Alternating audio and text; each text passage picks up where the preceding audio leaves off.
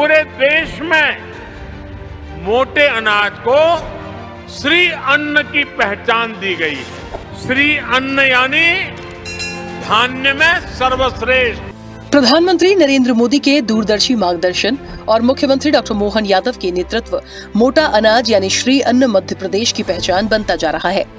मध्य प्रदेश में मोटे अनाज को श्री अन्न की पहचान मिलने से किसानों से लेकर आहार तक थाली की तस्वीर बदली है। प्रदेश में अब मोटे अनाज सिर्फ परंपरागत खेती का हिस्सा नहीं रह गए हैं, बल्कि सरकार की प्राथमिक नीति में इन्हें श्री अन्न के रूप में नई पहचान दी जा रही है। सरकार का फोकस साफ है कि किसानों की आय बढ़े, पोषण मजबूत हो और प्रदेश की कृषि को नई दिशा मिले। इसके लिए श्री अन्न के जरिए किसानों की आमदनी और सेहत दोनों पर सरकार का फोकस है। मध्य प्रदेश में अब मोटा अनाज केवल पारंपरिक फसल नहीं रहे, बल्कि इन्हें श्री अन्न के रूप में नई पहचान देकर सरकार ने खेती, पोषण और बाजार तीनों मोर्चों पर बड़ा संदेश दिया है। ज्वार, बाजरा, कोदो, कुटकी और रागी जैसे मोटे अनाज को बढ़ावा देकर राज्य सरकार किसानों की आय बढ़ाने के साथ साथ प्रदेश की पोषण सुरक्षा को भी मजबूत करने की दिशा में काम कर रही है।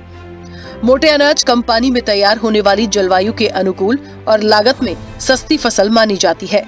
यही वजह है कि सूखा और अर्ध सूखा इलाका रखने वाले मध्य प्रदेश के कई जिलों के लिए ये फसलें बेहद उपयोगी हैं।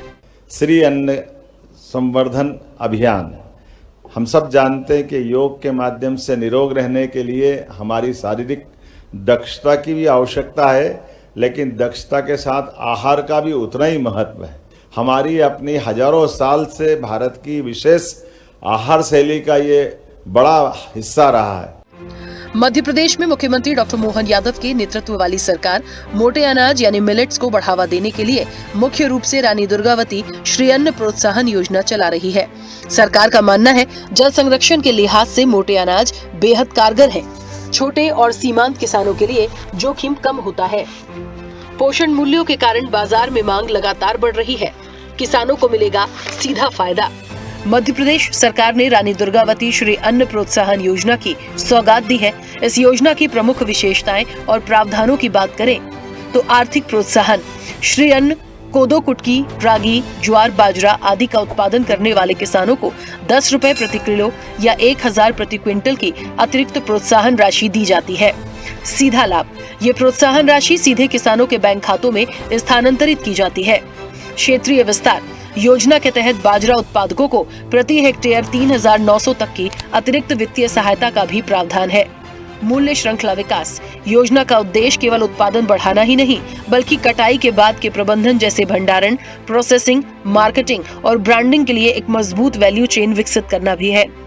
इसके अतिरिक्त राज्य सरकार मध्य प्रदेश राज्य मिलेट मिशन योजना भी चला रही है, जिसके लिए सहकारी और सरकारी संस्थानों के माध्यम से किसानों को उन्नत प्रमाणित बीजों पर 80% की सब्सिडी दी जा रही है। डिंडौरी जिले में एक नया श्री अन्न अनुसंधान संस्थान स्थापित करने की योजना है। मिलेट्स के उपयोग को बढ़ावा देने के लिए इसे सरकारी कार्यक्रमों, हॉस्टलों और मध्याह्न भोजन यानी मिड डे मील में शामिल करने के निर्देश दिए गए हैं। मोहन सरकार द्वारा कृषि क्षेत्र में मिलेट्स उत्पादन को बढ़ावा देने के लिए विशेष प्रयास किए जा रहे हैं।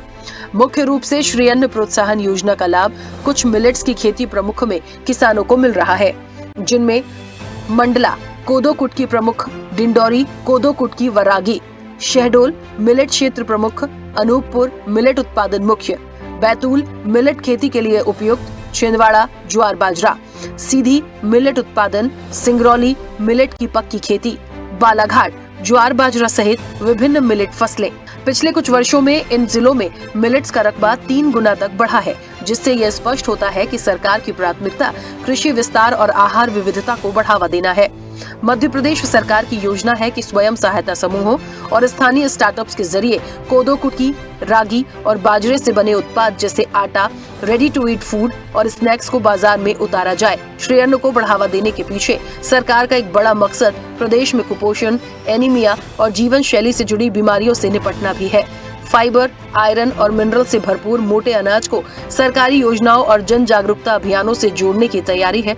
मध्य प्रदेश में मोटे अनाज को श्री अन्न की पहचान देकर सरकार ने ये संकेत दे दिया है कि आने वाले समय में खेती का फोकस सिर्फ उत्पादन पर नहीं, बल्कि टिकाऊ कृषि, बेहतर पोषण और मजबूत ग्रामीण अर्थव्यवस्था पर रहेगा।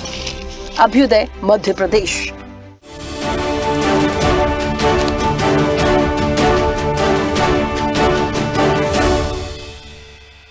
ताज़ा खबरों के लिए लाइक, फॉलो और यूट्यूब पर सब्सक्राइब कर बेल आइकन दबाएं। साथ ही हर अपडेट के लिए विजिट करें स्वदेशलाइव.com।